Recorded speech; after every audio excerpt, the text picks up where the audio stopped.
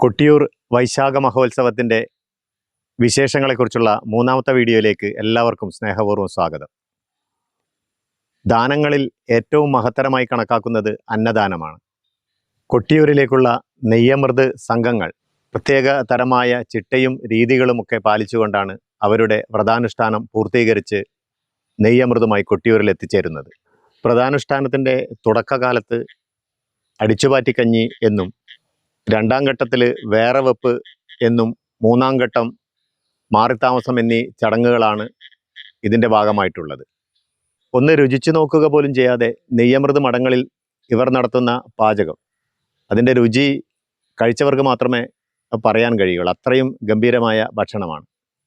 ഇപ്പോൾ പടുവിലാക്കാവ് മഠത്തിൽ നിന്ന് കൈത നൂല് കൊണ്ട് കയർ നിർമ്മിക്കുന്നതും അവിടുത്തെ ഉച്ചക്കുള്ള കഞ്ഞി, ഇതിനെക്കുറിച്ചൊക്കെയാണ് ഇന്നത്തെ വിശേഷങ്ങൾ. ഊർപ്പള്ളി പടുവിലായി മഠത്തിൽ വീണ്ടും ഒരിക്കൽ കൂടി എത്തിയിരിക്കുകയാണ്. കൊട്ടിയൂർ ഉത്സവത്തിന് ആവശ്യമായതെന്തും പരമ്പരാഗതമായ വസ്തുക്കളിൽ നിന്നാണ് നിർമ്മിച്ചെടുക്കുന്നത്. നെയ് നിറയ്ക്കുന്നതിനുള്ള മുരുട കെട്ടുന്നതിന് ഉപയോഗിക്കുന്ന കയർ നിർമ്മിക്കുന്നത് എരോപ്പ കൈതയിൽ നിന്നാണ്. പണ്ടുകാലത്ത് നാട്ടിൽ വ്യാപകമായി കാണപ്പെട്ടിരുന്ന കൈത വിഭാഗത്തിൽപ്പെട്ട ഒരു ചെടിയാണിത്. പറമ്പിന്റെ സംരക്ഷണത്തിനായി അതിരുകളിൽ വെച്ചുപിടിപ്പിച്ചിരുന്ന ചെടി.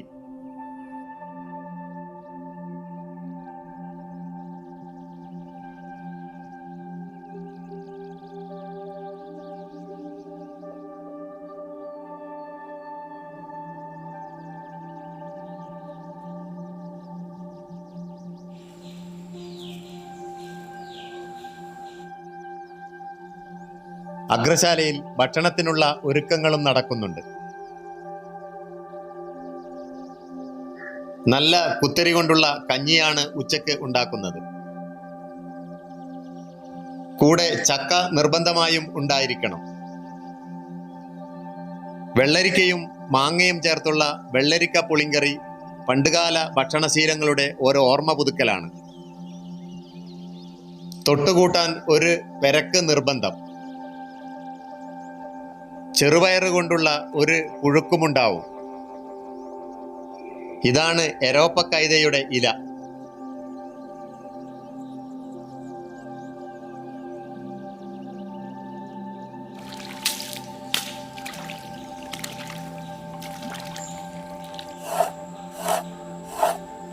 ഇതിന്റെ പച്ചപ്പ് മുഴുവൻ ചിരട്ട കൊണ്ട് ചീകിയെടുത്താണ് നൂലുണ്ടാക്കുന്നത്.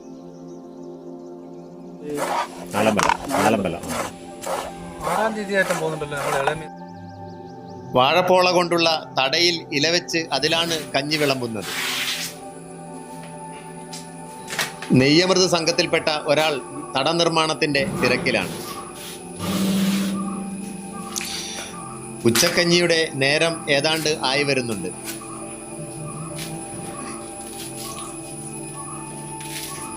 വർഷങ്ങളായുള്ള ശീലമാണ് ഇതിനൊക്കെ ഇവരെ പ്രാപ്തരാക്കുന്നത്. ഇന്നത്തെ സദ്യയുടെ മറ്റൊരു പ്രത്യേകത ഉഴുന്നുകൊണ്ടുള്ള തോരനും മധുരം ചേർത്ത കടലയുമാണ്. തങ്ങൾ കഴിക്കുന്നതോടൊപ്പം പ്രദേശത്തെ ഒരുപാട് പേർക്ക് ഇവർ അന്നം വിളമ്പുന്നു എന്നുള്ളതാണ് മറ്റൊരു പ്രത്യേകത. തികച്ചും സാധാരണമായ ഒരു ഭക്ഷണത്തിന് ഇത്രയേറെ രുചി കൈവരുന്നത് എങ്ങനെയാണെന്ന് ആലോചിച്ചിട്ട് ഒരു എത്തും പിടിയും കിട്ടുന്നില്ല. കൊട്ടിയൂർ പെരുമാളിന്റെ അനുഗ്രഹ സ്പർശത്താൽ എന്തും അമൃതായി മാറുന്നു എന്നുള്ളതാണ് അതിനുള്ള ഉത്തരം. ദേവാദിദേവനായ പരമേശ്വരന്റെ ശിവമാഹാത്മ്യത്തിന് ഇതിൽ പരം മറ്റെന്ത് ഉദാഹരണമാണ് വേണ്ടത്?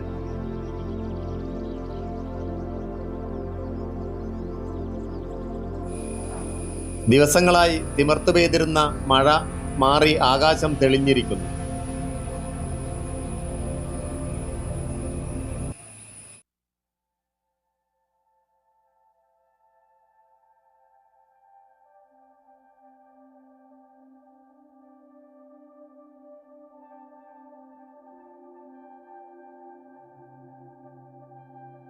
കാലാതീതമായ ശക്തിസ്രോതസ്സാണ് ഓംകാരരൂപിയായ ശ്രീ പരമേശ്വരൻ.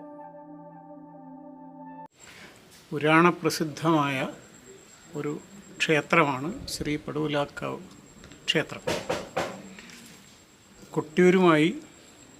കൊട്ടിയൂരിലെ ഐതിഹ്യവുമായി അടുത്ത ബന്ധമുള്ള മഠങ്ങളിൽ ഒന്നാണ് ഊർപ്പള്ളി മഠം.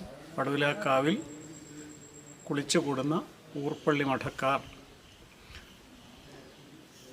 പതിവ് പോലെ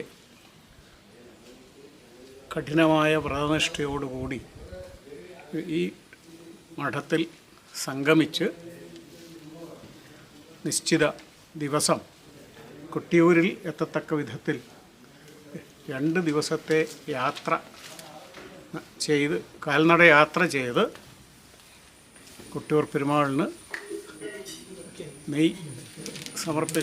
നെയ്ക്കിണ്ടി സമർപ്പിക്കുന്ന വ്രതക്കാരാണ് ഇവിടെ സംഗമിച്ചിട്ടുള്ളത്.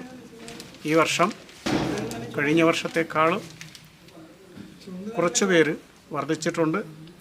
എല്ലാ വർഷവും കൂടുതൽ ആളുകളെ പങ്കെടുപ്പിക്കാനുള്ള ഒരു പരിശ്രമത്തിൻ്റെ ഭാഗമായിട്ടാണ് ഞങ്ങൾ ഈ വർഷം 22ാമത് കൊട്ടിയൂർ പെരുമാൾ നെയ്യമൃത സംഘത്തിൻ്റെ കൂട്ടായ്മ ഈ ക്ഷേത്രത്തിൽ നടത്തിയത്.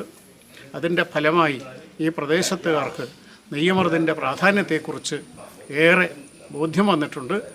അത് അറിഞ്ഞതിൻ്റെ ശേഷം ഞങ്ങളിവിടെ ഒരു കമ്മിറ്റി ഉണ്ടാക്കുകയും നെയ്യമൃതുകാർക്ക് ആവശ്യമായ സഹായ സഹകരണങ്ങൾ നൽകുന്നതിന് ആ കമ്മിറ്റി പ്രവർത്തിക്കുകയും ചെയ്യുകയാണ്. നെയ്യമൃതുകാർക്ക് ഒട്ടേറെ പ്രയാസങ്ങൾ ഉണ്ട്. ഒന്ന് യാത്ര, 2 ദിവസത്തെ കഠിനമായ യാത്ര, പിന്നെ ഈ വ്രതം മറ്റ് പല വ്രതക്കാരെയും അപേക്ഷിച്ച്, ഉദാഹരണത്തിന് ഈ അയ്യപ്പ ഭക്തന്മാരുടെ വ്രതത്തേക്കാളെല്ലാം വളരെ കഠിനമായ വ്രതമാണ് നെയ്യമൃതക്കാർക്ക് അനുഷ്ഠിക്കാനുള്ളത്. ഇളനീക്കാർക്ക് ഇത്രയേറെ കഠിനമായ വ്രതമില്ല.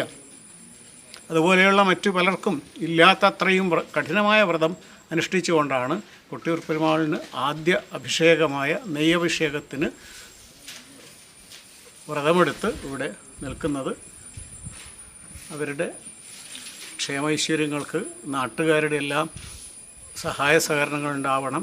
ഈ ക്ഷേത്രത്തിൻ്റെ പുരോഗതിക്ക് ഇനിയും ഒട്ടേറെ പ്രവർത്തനങ്ങൾ നടത്താനുണ്ട്. ഇവിടെ നവീകരണം കഴിഞ്ഞിട്ട് ഏകദേശം 12 വർഷത്തിലധികമായി. ഇനിയും ഒരു നവീകരണ കലാശം നടത്തേണ്ട അവസ്ഥയിലാണുള്ളത്. അതിന് നാട്ടുകാരുടെയൊക്കെ നിർലോഭമായ സഹകരണങ്ങൾ ഉണ്ടെങ്കിൽ മാത്രമേ നടക്കുകയുള്ളൂ. ഒരാൾ കുടുംബക്കാരും നാട്ടുകാരും ഒത്തുചേർന്നുകൊണ്ട് ആ കർമ്മം നിർവഹിച്ചാൽ നമ്മുടെ നാടിന് ഐശ്വര്യമുണ്ടാകുമെന്നാണ് അറിവുള്ളവർ പറയുന്നത്.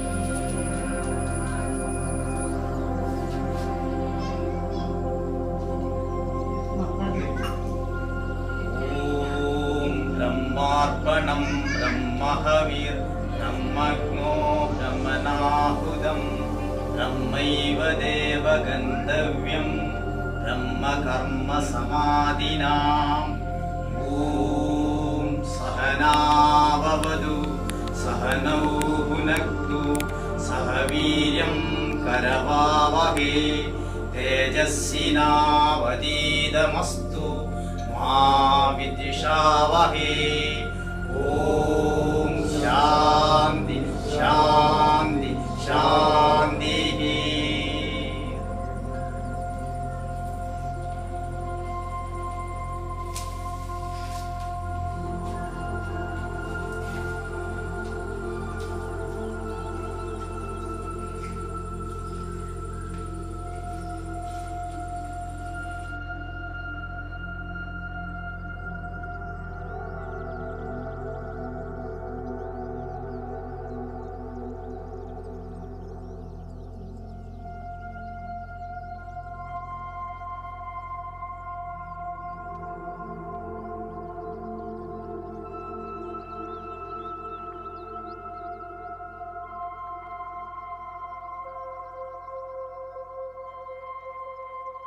മനസ്സും വയറും നിറഞ്ഞിരിക്കുന്നു. കൊട്ടിയൂർ പെരുമാളിൻ്റെ കരുണയാണ് ഇന്ന് ഈ അന്നമായി എൻ്റെ മുന്നിൽ വിളമ്പിയിരിക്കുന്നത്. ഇന്നത്തെ വീഡിയോ ഇഷ്ടമായെങ്കിൽ സബ്സ്ക്രൈബ് ചെയ്യുക, ഷെയർ ചെയ്യുക, ലൈക്ക് ചെയ്യുക, കമൻറ്റ് ചെയ്യുക. മറ്റൊരു വീഡിയോയുമായി വീണ്ടും കാണും വരയ്ക്കും ഗുഡ് ബൈ.